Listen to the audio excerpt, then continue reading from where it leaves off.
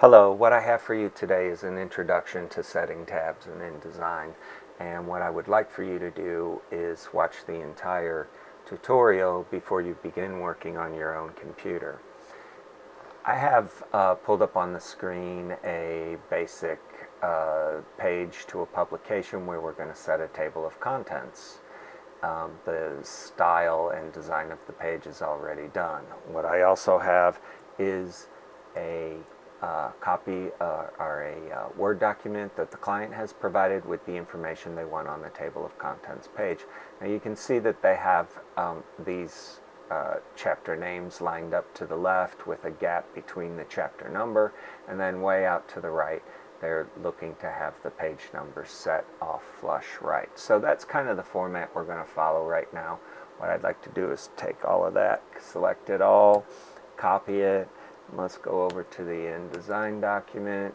I'm going to create a text box real quick, just arbitrarily throw it in there, and I'm going to paste that. Wow, what happened here? Now, I already had the invisible characters turned on in this demo, but when you pull yours in, the characters, the invisible characters, hidden characters, may be turned off, and so you would not see why this type is performing the way it is in terms of the format. But I'm going to zoom in here and let you see, so I can go to type, show hidden characters, and now you can see all the characters, hidden characters, that are forcing this type to align the way it does. These double arrow characters, those are tabs. All of these dots here are several space bars in a row. There's two things that we never want to do. We never want to use two tabs in a row, and we never want to use multiple space bars in a row to align our text. Very well-meaning people do it in Microsoft Word, and as you can tell, for the most part it looks okay and it performs okay, but it is not nearly as nice as what we're going to produce in InDesign. So never two tabs in a row, never two space bars in a row. So let's quickly just get rid of all of this and replace it all with just single tabs. Right here, single tab, again, single tab. The reason that you don't want to use multiple space bars in a row for sure is because the space bar, the amount of space that a space bar takes up, is always relative to the font that you're using. Should for some reason the client request or you decide that you want to use a different font after you got all of this text perfectly aligned, using space bars is going to have to cause you to go back and redo all of that alignment. Using tabs with exact measurements, however, is always going to keep that alignment and formatting exactly as you wanted it to be, regardless of changing point sizes or fonts. Maybe not point sizes, it depends on how drastically you change it. So I'm getting this stuff out of here. Again, replacing it with just tabs, one single tab only. And there we go. Looks like I got everything. Let me zoom in a little bit to be sure. And I don't see any extra spaces. Whoops, there's a space in there. See, I missed it, so I'm going to delete that space out of there. It looks like everything else is cleaned up really nice. Okay, now with the top of your text box visible on the screen, let's go ahead and pull up our tab menu bar. And we find it under type. We go down to tabs. I use keyboard commands. The keyboard command for this one is Shift Command, and so I use Shift Command T. We will get the same result as using the drop down menu. You'll notice that the tab menu bar just goes right to the top of that text box. It aligns with it and snaps to it. If for some reason it comes up not snapped to it, you can use this little magnet key or this magnet button, and it will snap right back up there. That's really nice. You'll see in a minute how handy that comes in to have that right across the top of the text box. It also anchors to the screen, so we can scroll through the text box if we want. And so we're going to start here. Now, when you apply tabs, you apply them to paragraphs. In order for the tabs to be applied to the paragraph, either the cursor has to be active in that paragraph, or we have to highlight the paragraphs that we want the tabs applied to. You can see from that Word document that this top line preface is going to be tabbed slightly different than the chapter numbers, and glossary and index will be tabbed much like preface will be. So we're going to go ahead and highlight the chapter numbers, and we're going to start by adjusting this first tab here. We're going to have several options up here. This is a left justified, centered, right justified, aligned to a decimal or other character. We can cover that a little bit later. We're going to start with a left justified tab, and we're just going to drop it down here. You can see how that shifted. Now this is the active tab. You can tell because it's orange highlighted.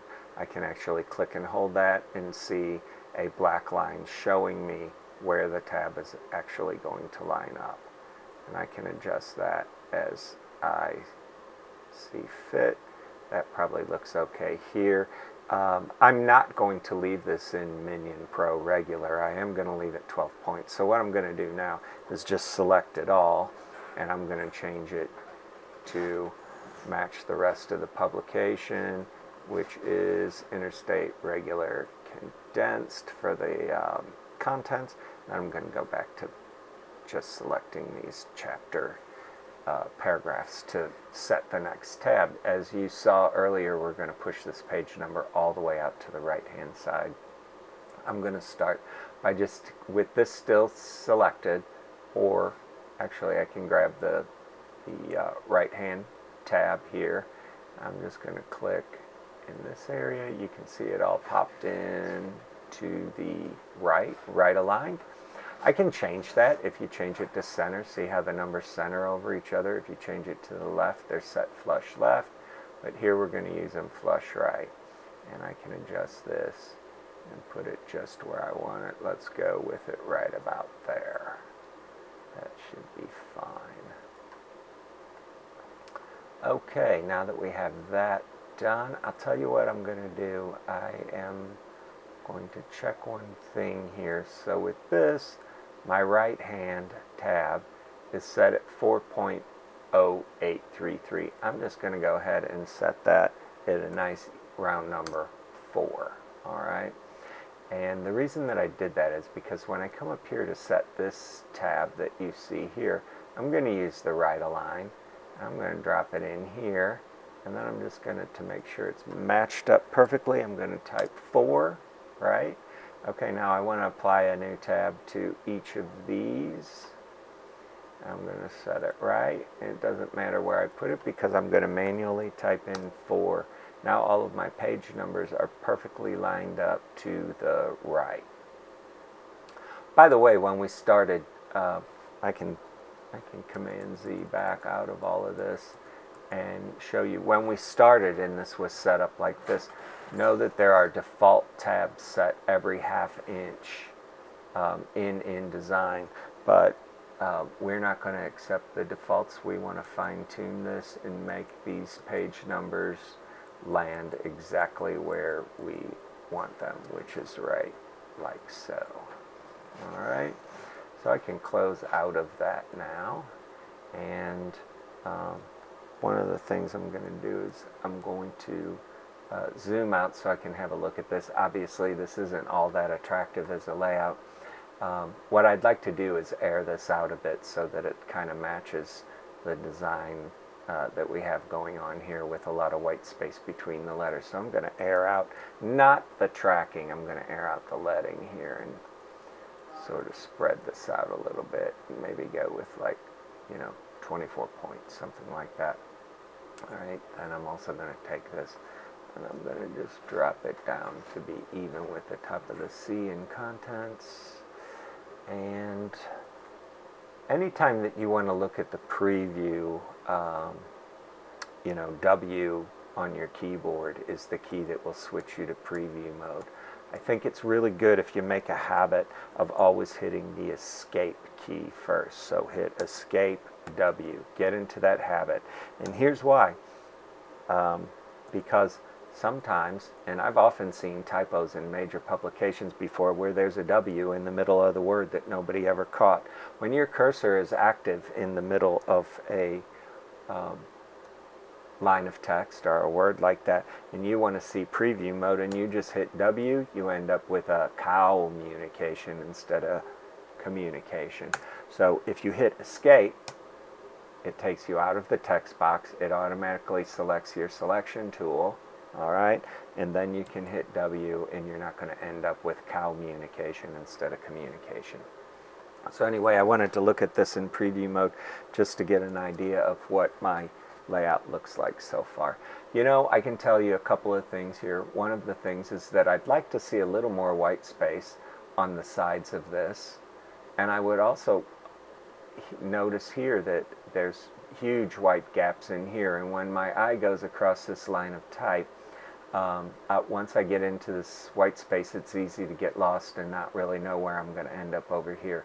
So I need something to lead the eye across there, and those are called leader dots. So let me give you an idea how to set the leader dots, and then I'm going to show you another trick to adjust this right-hand margin here without messing up our tabs. So escape, W, and we're going to zoom in just a little bit here.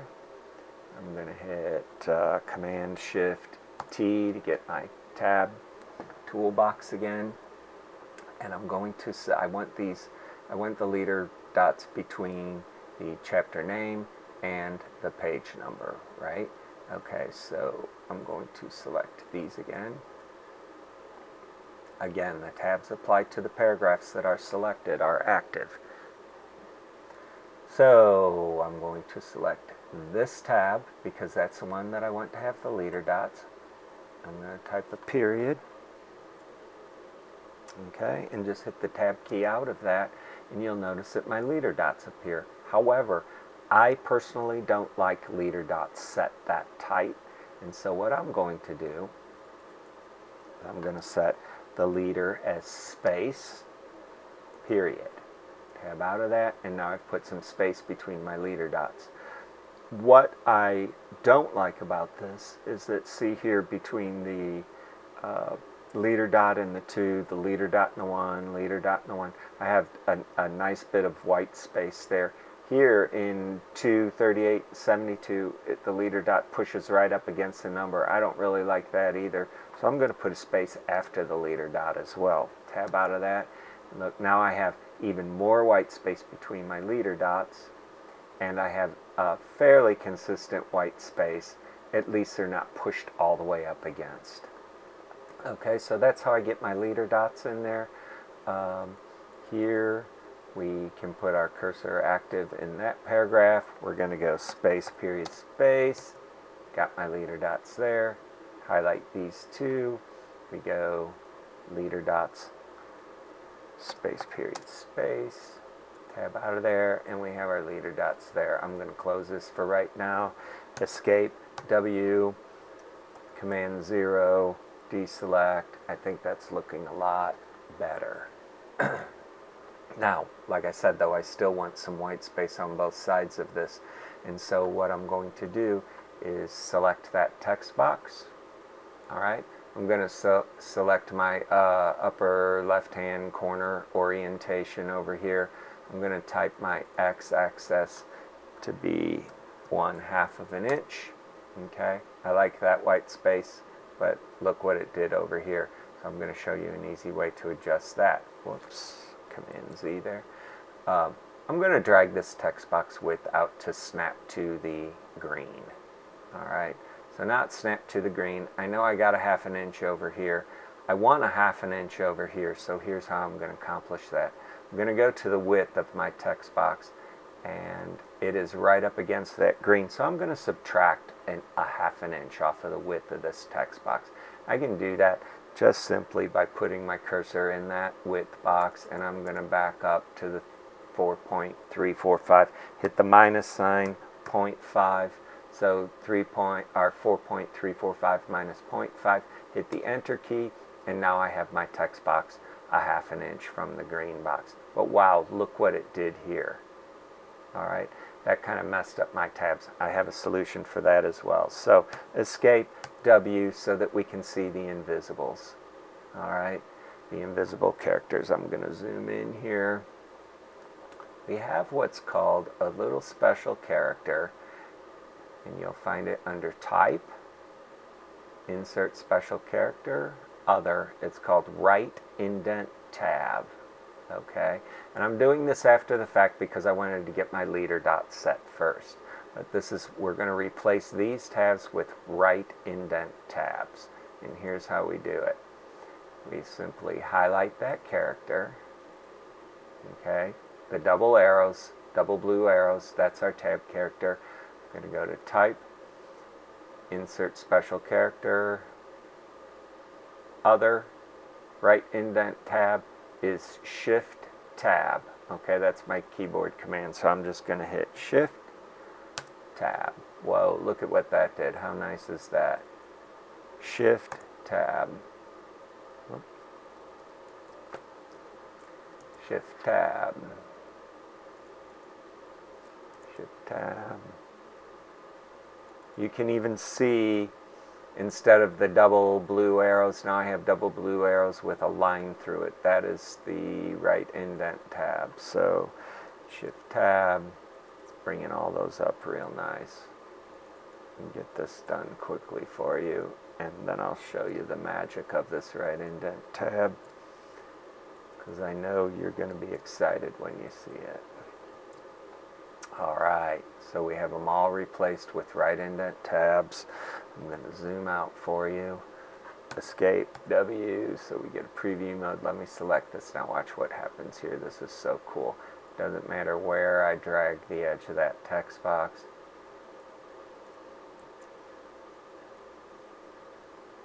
They're always going to stay right up against the right hand side of that text box, regardless of how wide